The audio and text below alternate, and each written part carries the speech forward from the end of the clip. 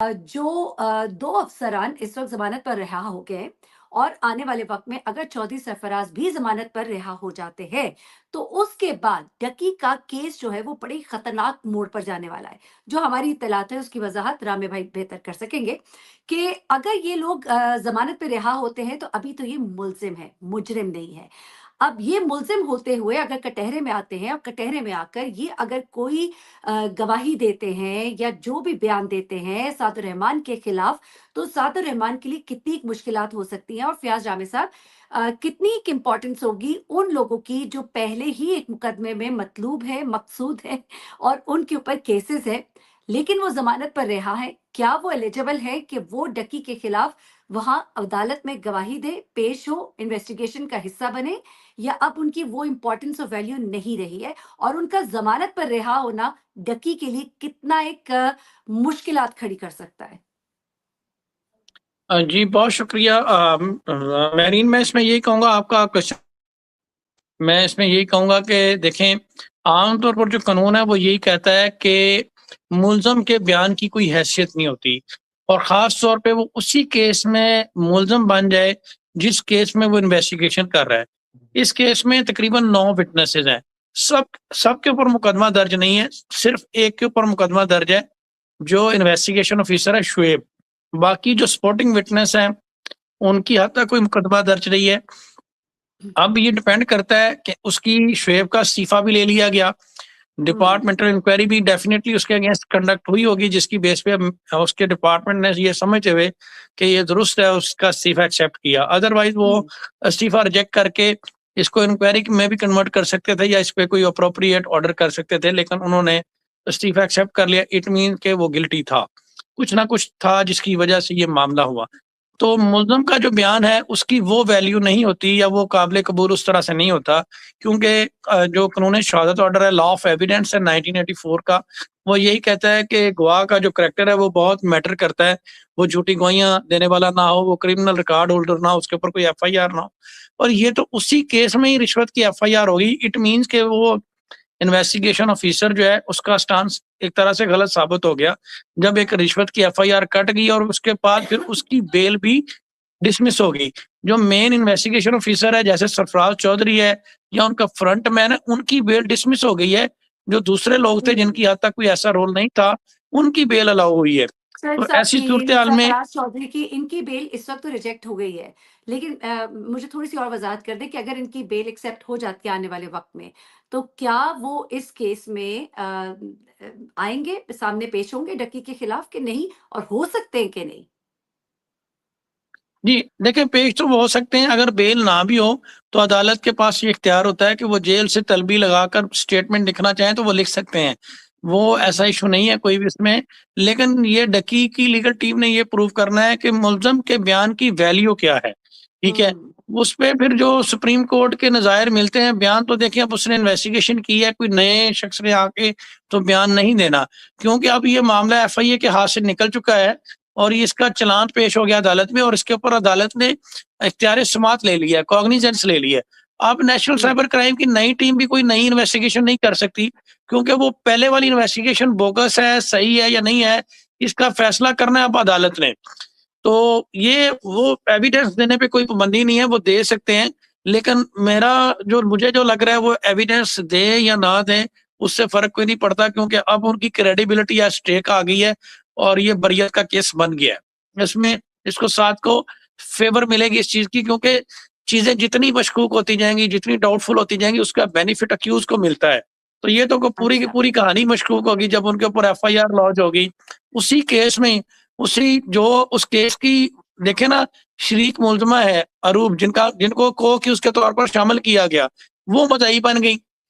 देखें, हम्म। वो मुद्दई बन गई तो मुल्ज़म मुद्दई बन गया। जो मुद्दई था वो मुल्ज़म बन गया। तो अगर मैं वन वर्ड में आपको ये कहूं कि मुद्दई मुल्ज़म मुद्दई ना रहा और मुद्दई जो है वो मुल्ज़म ना रहा, तो इस तरह से करके अब एक लफ्ज में अगर मैं बात कहूं तो जो इन्वेस्टिगेशन ऑफिसर है वो अब मुद्दई नहीं रहा, मुल्ज़म बन चुका है।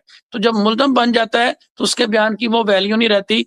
उससे केस पूरी तरह से उनका खराब हो चुका है नेशनल साइबर क्राइम का। जी। अच्छा, अब ये बताइए कि इस वक़्त ठीक है, आपने कह दिया कि उसकी वैल्यू नहीं रहती है, लेकिन इस वक़्त जिस तरह से हम देख रहे हैं कि जिस चीज़ अच्छा, के लिए भी ये कर यहाँ पे मैं चीज़ अर्ज़ कर दूँ, अगर अदालत उसमें फिर ये देखेगी कि कोरोबोरेटिव पीस ऑफ एविडेंस क्या है, कि अगर ये बात ये कर रहे हैं, इसके साथ इनके पास कोई पेश करने के लिए कोई चीज़ भी तो है या नहीं है, कोई एविडेंस भी तो है या नहीं है। जैसा कि मैं ये कहता हूँ कि फलाँ शख्स से मैंने ये चीज़ रिकवर की है, तो उसमें देखा जाएगा कि वो चीज़ मौजूद भी है या नहीं, उस तरह की कोई चीज़ उसको तस्दीक कर रही है या नहीं कर रही। तो इसको दूसरी जी। चीज़ों से रिलेट करके फिर बहुत सारी चीज़ों को देख के इनकी एविडेंस को देखेगी, लेकिन ये अल्टीमेटली इसका फैसला अदालत ने ही करना है। जी। हुँ। अच्छा, एक चीज़ ज़रा समझाइएगा, बड़ी फ़नी सी है और वो ये है कि इन्होंने इस्तीफ़े दे दिए या इनसे इस्तीफ़ा ले लिया गया। ये नहीं कहा गया कि इनको निकाल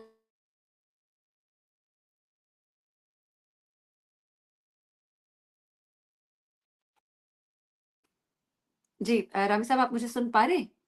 जी, जी, आपकी आवाज़ आ रही है। जी, बात हाँ आपकी जी। दुरुस्त है। अच्छा, वही ये कहा जा रहा है कि इन्होंने इस्तीफ़े दे दिए सबने, ठीक है? उसके बाद अब 3 लोगों के इस्तीफ़े जो हैं वो मंज़ूर कर लिए गए, जिसमें सरफराज चौधरी साहब भी हैं, शोएब साहब भी हैं।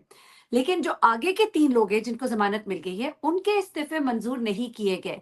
तो ज़रा ये बड़ी फ़नी सी सिचुएशन है कि जो लोग मतलब जुए की रकम लेते हुए, ये सब कुछ करते हुए पकड़े जा रहे हैं, तो वो भी इस्तीफ़े दे रहे हैं।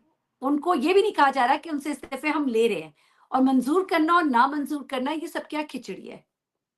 देखें, ये बड़ा एक बेहतरीन तरीकाकार है। पाकिस्तान में जब किसी गवर्नमेंट ऑफ़िशियल के ऊपर या गवर्नमेंट सर्वेंट के ऊपर कोई रिश्वत प्रूव हो जाए ना, तो उसका इस्तीफ़ा मंज़ूर हो जाता है। अब इस्तीफ़े के 2 फ़ायदे हैं। एक ये फ़ायदा है कि आपको बैक बेनिफिट मिलते रहते हैं, ठीक है? आपकी पेंशन वग़ैरह, आपकी मराहत वग़ैरह, आपकी ये सारी चीज़ें मिलती रहती हैं।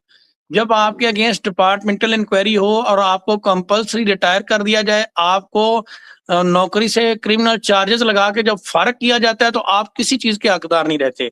आपको ना कोई मराहत मिलती हैं, फिर उसका एक दूसरा ये होता है कि बाज़ लोग फिर उसे एप्रोप्रिएट फ़ोरम पे एपेलेट फ़ोरम पे चैलेंज करते हैं। जैसा कि अगर इनको महकमा फ़ारिग करता, तो इनको एक ये तो होना था कि मराहत वग़ैरह नहीं मिलनी थी, लेकिन इन्होंने इस मामले को लिंगर ऑन करना था और एपेलेट फ़ोरम पे जाके चैलेंज करना था कि जी हमारे साथ नाइंसाफ़ी हुई है, ये वो, और वो एक ऑप्शन होता है कि आप रेस्टोर भी हो सकते हैं। तो इस तरह से बैकडोर, क्योंकि इनकी करप्शन प्रूव होगी होगी, तो फिर इन्होंने सेफ एग्जिट ढूँढा। सेफ एग्जिट यही है कि जनाब हम रिज़ाइन कर देते हैं। उसका फ़ायदा ये होता है कि आपको रुपया डेढ़ 2 करोड़ मिल जाता है, जो सर्विस के दौरान हाँ। आपकी पेंशन वग़ैरह होती है, और आपको मंथली भी हाफ सैलरी मिलती रहती है। तो आपने जितना लूटना था लूट लिया, और बाकी आपका जो भी जुगाड़ सिस्टम है वो भी चलता रहेगा।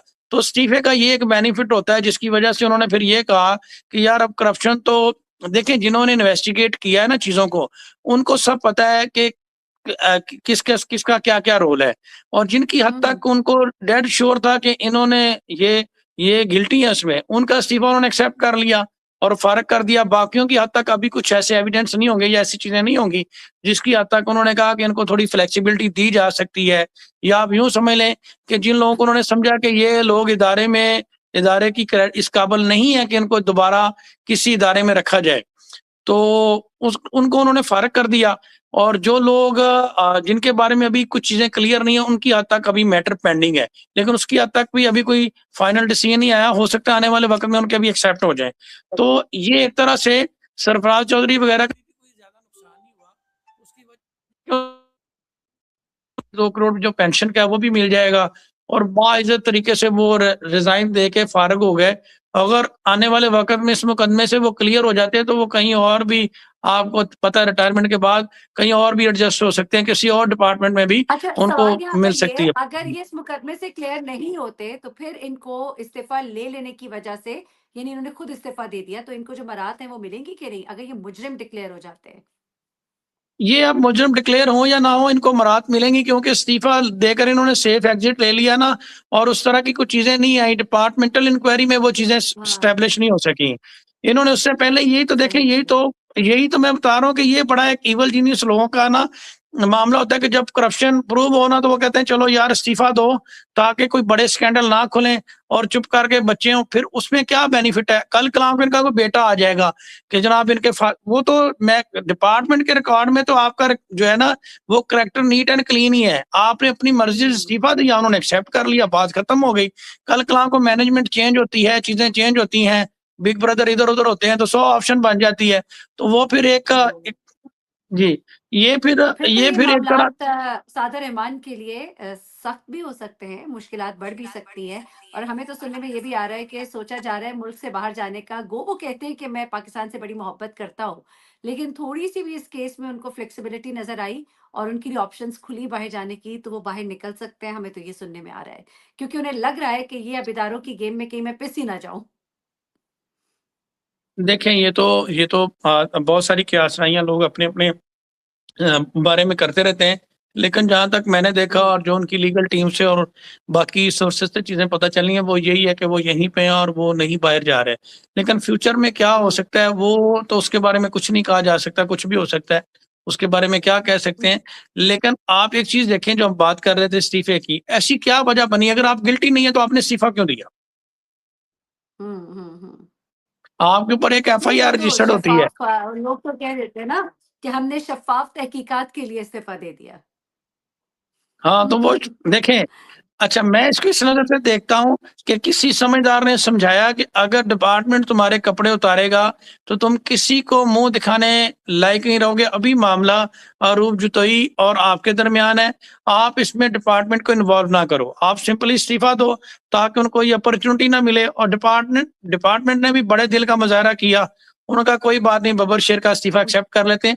हालाँकि वो ये भी कर सकते थे कि जो रेजिग्नेशन है ये rejected and converted into inquiry, कि हम पहले इंक्वायरी करेंगे हुँ। कि आप इस्तीफा क्यों दे अच्छा, रहे हैं, लेकिन देन ये उसके भी बाद। नहीं किया ना, आप अपने शील्ड दे रहे हैं अपने जो है एम्प्लॉइज़ उनको, which is very wrong. I believe कि इसको तो बिल्कुल होना चाहिए था, और आप जिस इंक्वायरी तरह का करके। और, और जिस तरह का ये केस है, ऑनेस्टली बात मैं आपको बताऊं, अगर मैं लीगल माइंड से जिस तरह से मैं इस केस को देखता हूं, क्योंकि मैंने बहुत सारे ऐसे केसेस देखे हैं, तो मैं जो सरफराज चौधरी वगैरह का केस है, ये आज का क्लिप मेरा रिकॉर्ड कर लीजिएगा, जितने लोग भी देख रहे हैं।